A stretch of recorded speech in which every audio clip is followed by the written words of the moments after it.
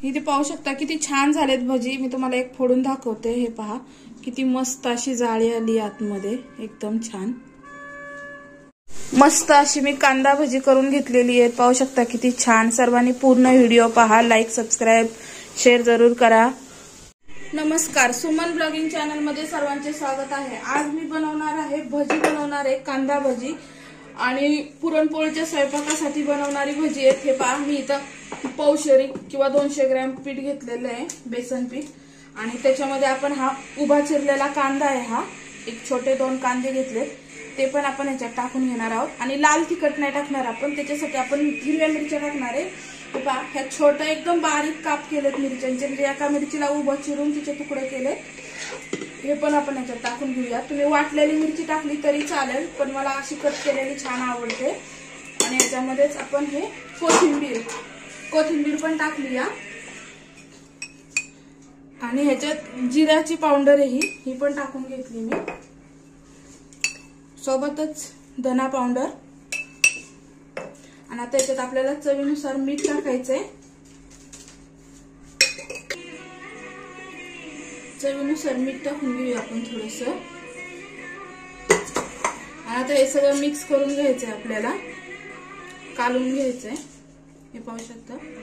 आणि हे विनोचं पाकिट आहे, ह्यातला अर्धा इनो मी आधी वापरलेला आहे आणि अर्धा राहिलाय, तो यात टाकायचा, पण ते तळताना वापरायचं, आता नाही। आता फक्त पीठ भिजवून ठेवायचं आपल्याला, तेल तापेपर्यंत पीठ छान भिजतं, म्हणजे असं काही जास्त वेळ लागत नाही भिजायला। त्याच्यात पाणी टाकून घेते,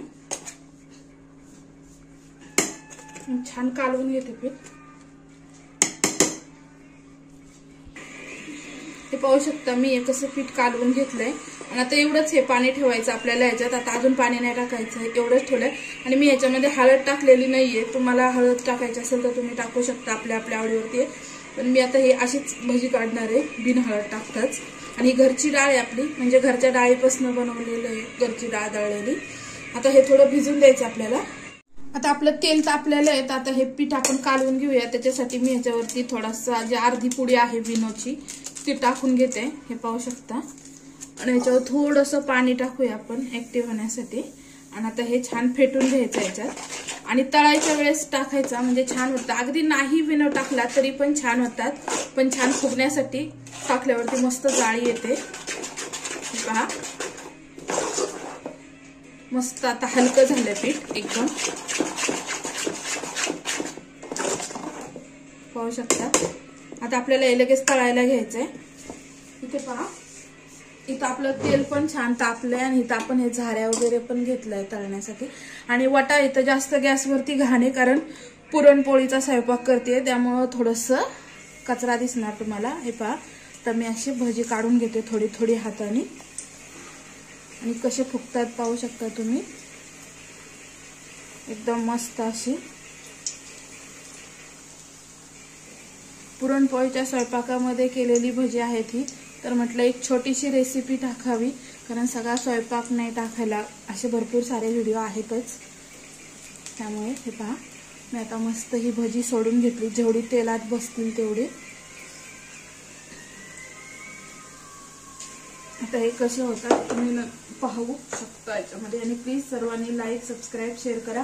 आणि आज संक्रांत आहे, त्यामुळे सगळीकडे बिल्डिंग मध्ये सगळीकडे भोंगे लावलेत, सगळीकडे आवाज येतोय गाण्यांचा, थोडासा याच्यात व्हिडिओमध्ये आवाज येणारच आहे। आणि एडिट करायची पण सोय नाही, आज सगळीकडेच अवतीभोवती लावून ठेवले। हे पाहू शकता किती मोठे झालेत फुगून, आणि आपण हळद टाकली नाही, त्यामुळे असे पांढरे दिसतात, आपण जे विकतचे खातो तसे, म्हणून मी आज हळद नाही टाकली। आणि किती मोठे मोठे झाले पाहू शकता, त्यात आपण थोडासा विनो टाकल्यामुळं। आणि अगदी जास्त पण नाही टाकायचा, नॉर्मली थोडासा टाकायचा किंचित, जास्त टाकल्याने पण काय उपयोग नाही होत, जास्त तेल पितात, मग जादा तेल पितात आणि त्यात तेल आतमध्ये राहतं, त्यामुळे अगदी कमी वापरायचा विनो जर वापरणार असाल तर। हे पाहू शकता, आता हे थोडेसे आपल्याला कलर येईपर्यंत यांना भाजून घ्यायचं। हे पाहू शकता, ह्या कलर वरती आपली भजी झालेली आहे, किती मस्त झालेत। आता आपल्याला हे काढून घ्यायचे अशाच कलर वरती, आणि कमी इनो टाकल्यामुळे ह्याला बिलकुल तेल राहत नाही। हे पाहू शकता, ह्याला तेल राहिलं एक अजिबात, पूर्ण अशी विकतच्या सारखी होतात, बिलकुल आतमध्ये तेल मुरत नाही। कशा कुरकुरीत वाजतात हे. आणि छोटी छोटी काढलीत आपण, पण पाहू शकता किती मोठे झालेत एकदम मस्त असे. हे पाहू शकता एकाच वेळेस मी किती भजी काढलीत ते. कशी वाटली. आता मी अजून दुसऱ्या पण बॅच काढून घेते. आता आपली भजी करून झालेली आहेत. पाहू शकता पीठ पण संपत आलं. इकडे पहा, ही शेवटची बॅच आहे आपली. मस्त अशी एवढ्याच पिठामध्ये किती सारी भजी झाली आणि किती मस्त अशी टमटमीत फुगलेली आहे. पाहू शकता. तिकडचं